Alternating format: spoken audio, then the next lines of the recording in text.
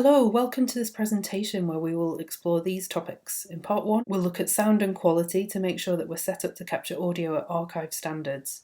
Part 2 will cover workflow and capture, primarily using our Northwest Hub as a case study for the digitisation of analogue audio. Part 3 is quality control, where we'll look at what dropouts are and what tools you can use to visualise them. The last part will be an add-on video. There will be a choice of 5-minute practical guides, either CD ripping, mini disc, or digitisation of audio cassette. Part 1. Sound and quality. In digitising analogue audio recordings, a high quality of digitisation is the result of obtaining the best accuracy of the original recording. This depends on sample rate and bit depth. IASA best practice is to capture at 24-bit and 96 kHz. If we just take 2 minutes to recap what sound is, it will increase our understanding of why this is the current best standard. Sound waves are both longitudinal, travelling in the same direction as the sound, and transversal, or perpendicular. Think of ripples when you throw a stone into a pond. The air particles do not travel, they instead vibrate around a point in space and pass this movement on. The rate of this oscillation is called frequency. The amount of compression and refraction in the air is the amplitude of the sound wave. The distance between these peaks is the wavelength of the sound wave. So one sound wave is one peak and one trough, together making it one oscillation. Note that one oscillation per second is 1 Hz. Our perception of frequency is called pitch. The higher pitch something is, the more oscillations over time. The audio quality of digitisation is the accuracy of the original recording, and that depends on sample rate and bit depth. Sample rate. The higher your sample rate, the more points per second that you measure in a piece of audio. Increasing the number of samples means that we are more accurately capturing the original sound wave. Human hearing goes up to frequencies of 20 kHz. So at 44.1 kHz, audio CDs include frequencies already outside of our hearing. For archive digitisation, we use a sample rate of 96 kHz. This means that we are capturing the higher frequencies contained within the recording and future-proofing our standards of preservation files. Bit depth. The higher the bit depth, the more dynamic range is captured. Quantization. This means more detail for the original recording is retained by the number of bits of information in every sample being increased. This means more detail for the original recording is being retained.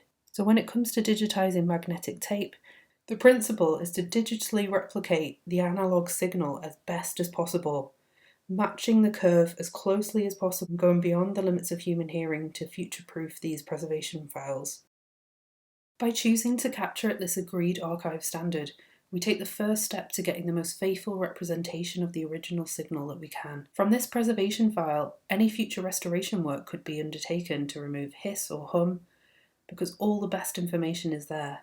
And of course, access copies can be derived from this preservation file. The second way to capture the best signal from the source material is to have clean and maintained professional equipment. Finding now obsolete analogue equipment and engineers that can fix and maintain them is actually the biggest challenge that we face in the project. One thing that is much easier to address is actually just cleaning your equipment between playback. The heads can pick up a lot of dirt, so if you clean them, you pick up as much as the signal as possible. Again, making a faithful representation of the source. Part 2. Workflow and capture. Okay, so we're set up to capture archive standards on clean, maintained equipment, so let's start digitising. The overall workflow runs from your playback machine, that's usually connected by XLR cable, to a standalone professional audio interface, which then converts the analogue signal to digital. This digital signal is then supplied live to your PC or Mac, which can record in or capture the signal in audio editing software.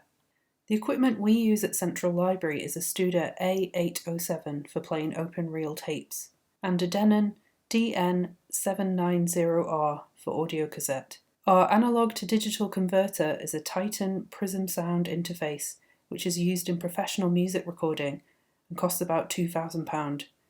It then sends a signal to a PC with 16 GB of RAM and an i5 processor, and with plenty of storage on its hard drive. We use Wavelab 10 Pro as our audio editing software. Thankfully, this proven workflow was tested and set up from the start by the British Library as the advised approach for all of the hubs in the project. Assuming tape condition allows, play back your tape and listen so that you can set up your player to the right settings. You can figure this out by spot checking and listening in at least 3 places to the tape. For OpenReel, run it through from start to end on library wind at least 3 times. Before you digitize, just double check that you haven't made the playback head and rollers dirty. The settings that you need to look for OpenReel are tape speed and EQ. And for audio cassette, it's Dolby noise reduction. And for both of them, it's the big one, azimuth. For OpenReel, it's easy to assess tape speed. It could even be written on the box. Most players give an option of 3.75, 7, or 15 inches per second. Usually, lower quality recording of voice-only tapes are recorded at a lower speed to take advantage of the longer running time. High-speed recordings use up the tape much quicker and are of superior quality, usually for music or professional radio. Audio cassette always runs at the same set speed of 4.75 centimeters per second. If you hear any voices start to get more and more speeded up like a chipmunk, the chances are what you're doing is you're listening back at normal speed to a recording where the batteries on the recorder were slowly starting to die. So this is in source and there's nothing that you can do, you just digitize as it is. For OpenReel, there's a CCIR or an NAB setting to select the equalization curve. This is a quick decision as most collections that we work on are European, so they are CCIR. The NAB curve is the standard for recordings from the USA.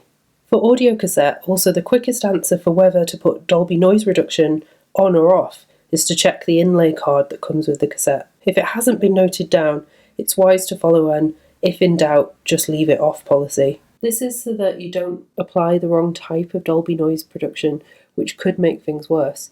It's expected that in the future there will be a set of Dolby noise reduction plugins that could be applied. So now azimuth.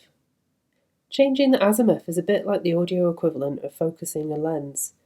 Instead of with a lens where either side of that focus point is blurry, with audio it sounds muddy. This is because the higher frequencies are not being picked up and made audible. The angle of the recording head can be wildly different on different recording devices. So when it comes to playing these tapes back, you can make an adjustment to the machine to reposition the head and match that same angle on the recording. You're fine-tuning the azimuth angle so that all of the signal available can be heard. So to do this, you usually use a screwdriver, or there might be a modification on your player. Whilst adjusting, you're listening out for the most high frequencies, which is easier to hear if you listen for tape hiss, applause, string music, or the sibilants in an S sound in speech. You can back up the decision that you make by using a phase scope monitor, which allows you to visualize this. And what you're looking for is a nice crisp line. After cleaning and maintaining playback equipment, setting the correct azimuth for each recording is one of the most important things that you can do when digitizing audio. When we're happy with all the settings, we're ready to set our software to record a live signal. This is what we mean by capture. You hit record on the software and then press play to start the tape on the player. It's important not to interrupt the computer during capture and to just use another computer to carry out any other work. We also need to make sure that we've got no browsers or even File Explorer open. This is because it's heavy on processing power, and just one interruption or a mouse movement or a screen glitch can cause an issue with the file. Part 3.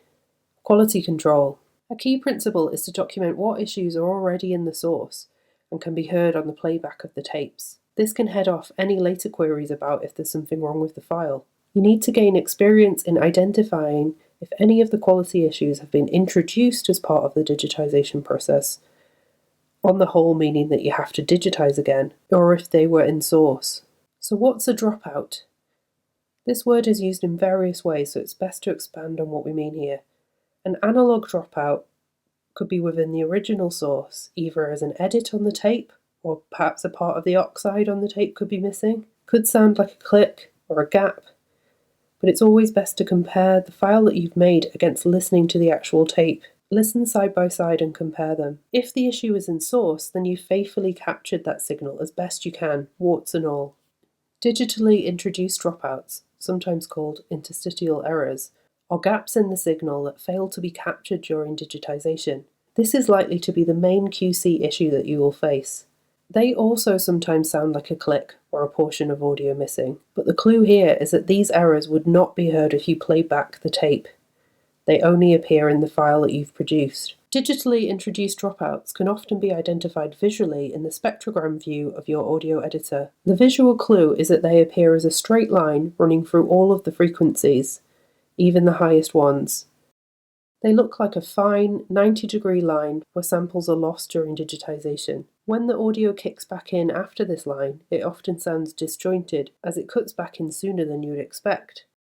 An analog dropout often looks on a spectrogram like a gap of black or nothing. They also have straight lines looking abrupt, but they don't appear in the higher frequencies at the top of the image. It tends to mean that there's been some loss on the tape itself, either a chemical loss, magnetic coating flaking off, or this is a repair and there's a gap or perhaps some leader in the way. It's best to look at the tape and check. Also check that the machine was clean and that there was no dirt or debris disrupting the signal. So when you're happy with your file, we top and tail at the start and end to add 1 second at either side of the recording.